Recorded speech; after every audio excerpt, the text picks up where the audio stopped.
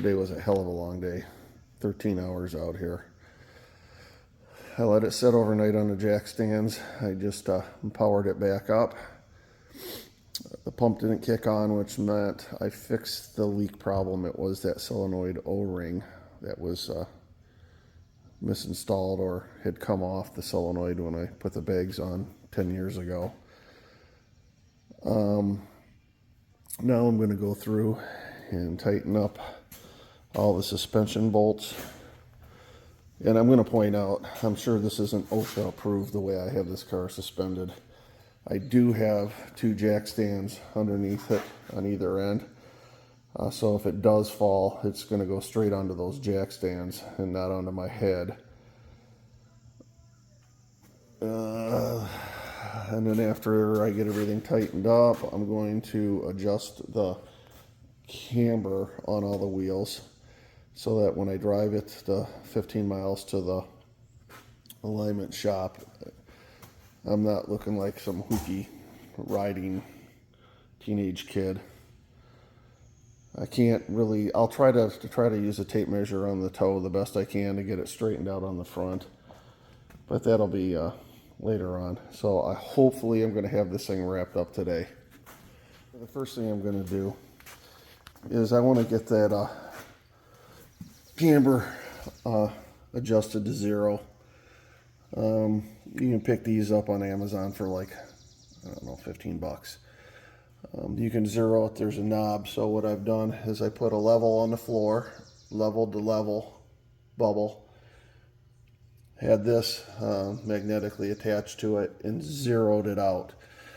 The upper camber bolt is in back there. I was saying that I had broken a nut, or one of the nuts was broken. It's important that this nut locks, because if that cam turns, then you lose your camber, so you need a good clamp load. This is an obsolete bolt from Ford. I couldn't find one anywhere, but I got these snazzy lock washers that are designed to dig in when you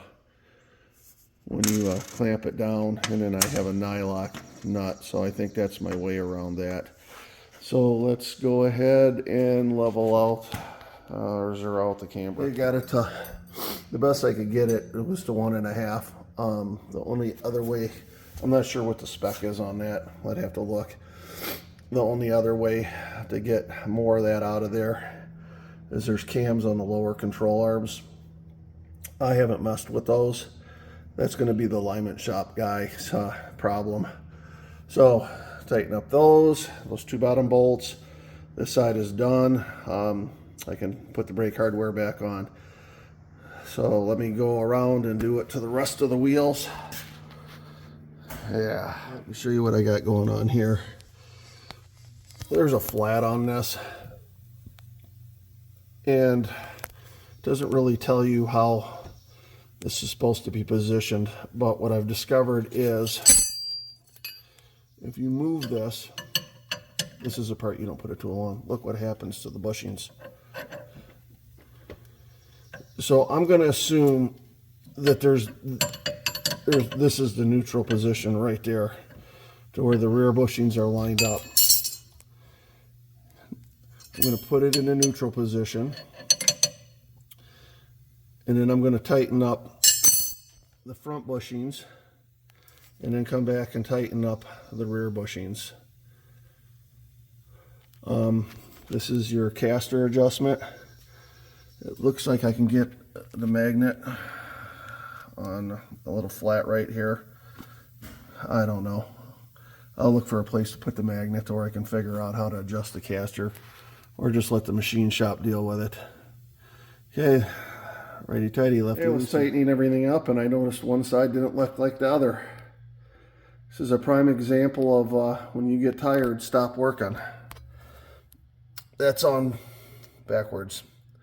I got to take this link back out, and it is a pain to take back out. Like I said, when you get tired, stop working. I think what I'm going to do is finish up the rest of the car, put the wheels on, and then come back and do the side. Joy. Well, I've done all to it that I can do. Just gotta go to the alignment shop now. Get some new tires on it. This car kicked my ass. I will never do another Mark 8 suspension unless I have a hoist. We're going for a tall one today. I'm gonna go over there, take all my clothes off and sit in that chair and drink a beer. And I mean all my clothes.